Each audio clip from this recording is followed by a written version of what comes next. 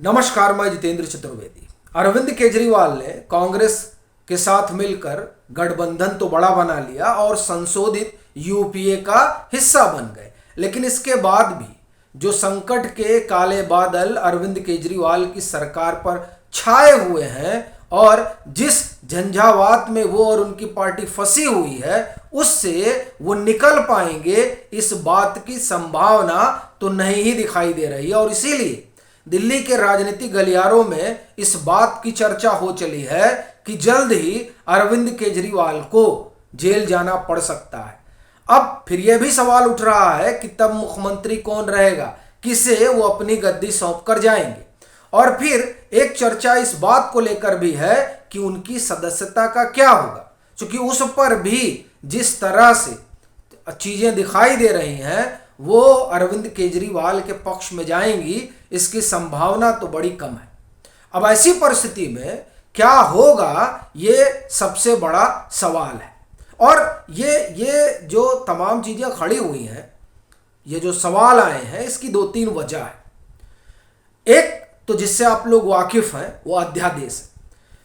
अरविंद केजरीवाल को ये लगा था कि कांग्रेस के साथ आ जाने के बाद राज्यसभा में इनकी राह बड़ी आसान हो जाएगी, लेकिन जिस तरह की खबरें अब राज्यसभा से आ रही हैं वो अरविंद केजरीवाल की सरकार को परेशान करने जा रही हैं। भले ही इन लोगों ने खूब एका दिखाई और तमाम आप ये कहें कि सदन में खूब शोर शराबा हुआ मणिपुर को लेकर, लेकिन उस एका के बाद भी ये जो अध्यादेश है, इस अध्यादेश को जब ये बिल की शक्ल में सदन में आएगा और खासतौर से राज्यसभा में, तो उसे रोक पाने की स्थिति में अरविंद केजरीवाल और उनकी पार्टी और वो पूरा कुनबा जिसका वो हिस्सा बने हैं वो तो नहीं दिखाई देती। एक झटका तो भी रिसेंट लगा है।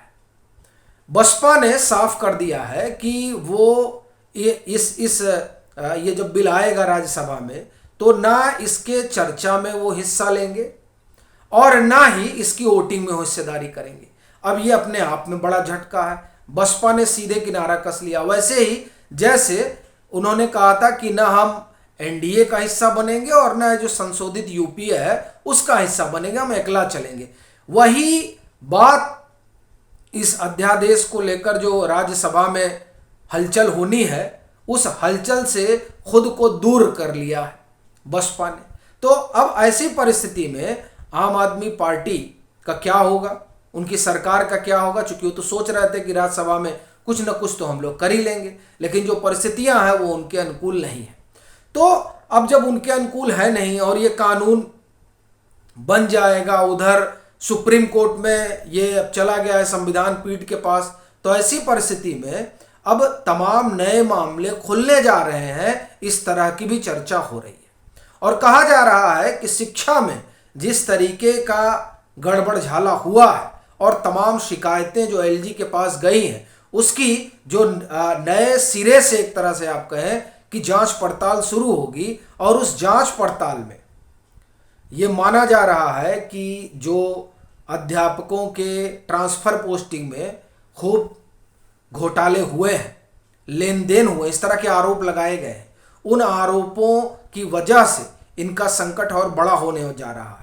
और जो मंत्री फंसेंगे तो वो तो फंसेंगे ही, लेकिन जो सबसे बड़ी गाज गिर सकती है वो अरविंद केजरीवाल के ऊपर है। अब ये चर्चा खूब चल रही है। तो एक तो ये कारण है जिसकी वजह से ये माना जा रहा है कि तमाम मेलजोल करने के बाद भी अरविंद केजरीवाल को कुछ हासिल होता नहीं दिख रहा है। और दूसरा मामला जो है वो डिग्री वाला है। अभी वो गुजरात हाई कोर्ट गए हैं कि साहब आप जो है इसको एक बार फिर से देखिए। क्यों देखिए? क्योंकि इनका ये मानना है, ये कहना है कि देखिए दो चीजें जो है वो घालमेल हो गई। पहला वो कहते हैं कि ये बात आई कि दरअसल 2016 में उन्होंने केंद्रीय सूचना आयोग को पत्र लिखा था कि पीएम की डिग्री सार्वजनिक कर दी जानी चाहिए, मुख्यमंत्री अरविंद केजरीवाल ने। तो इसी बात पर केंद्रीय सूचना आयोग ने जो है वो भेज दिया गुजरात यूनिवर्सिटी के पास कि आप जो है इनकी डिग्री लाइए। गुजरात यूनिवर्सिटी पहुंच गई गुजरात हाई कोर्ट कि ये तो नाहक मांग रहे हैं। अब इनके ऊपर क्या हुआ, पेनाल्टी हो गई। कि सब कुछ पब्लिक डोमेन पे मौजूद है, फिर भी आप जो है इस तरीके का एक हवा क्रिएट कर रहे हैं, बावजूद इसके कि सब जो है आप जाकर आराम से देख सकते हैं। अब इसके बाद हुआ क्या कि अरविंद केजरीवाल और उनकी पार्टी, उनके तमाम नेता अपने स्वभाव के अनुसार शोर मचाने लगे कि डिग्री फर्जी है। सो गुजरात यूनिवर्सिटी ने जो है मानहानि का केस कर दिया। अब जब मानहानि का केस कर दिया और ये कहा कि साबित करो कि जो डिग्री है वो फर्जी है, तब अरविंद केजरीवाल और उनकी पार्टी के होश उड़ गए। अब वो गुजरात हाई कोर्ट में ये कह रहे हैं कि साहब आप एक बार इसको जो है इसकी समीक्षा कीजिए। तो अब वो समीक्षा जब होगी तो एक सिनेरियो निकलेगा, लेकिन अभी संभवतः 26 जुलाई को फिर लोअर कोर्ट में इनको हाजिर होना है। देखिए 3 बार से तो नहीं हो रहे हैं, कुछ ना कुछ चीज़ें आई जा रही हैं, और इस बार 26 संभवतः 26 जुलाई ही तारीख है, तो इस बार देखना होगा ये क्या करते हैं। लेकिन जो इनका सबसे बड़ा संकट है वो ये कि सदस्यता जो है वो जा सकती है, और इसकी सबसे बड़ी नज़ीर खुद राहुल गांधी है।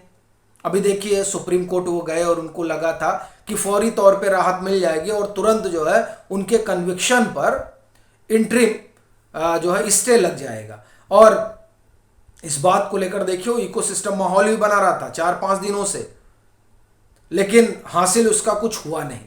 तो और वो भी कन्विक्टेड है इसी मामले में, ये मानहानि का ही मामला है, और मानहानि के मामले में ही अरविंद केजरीवाल भी फंसे हुए हैं।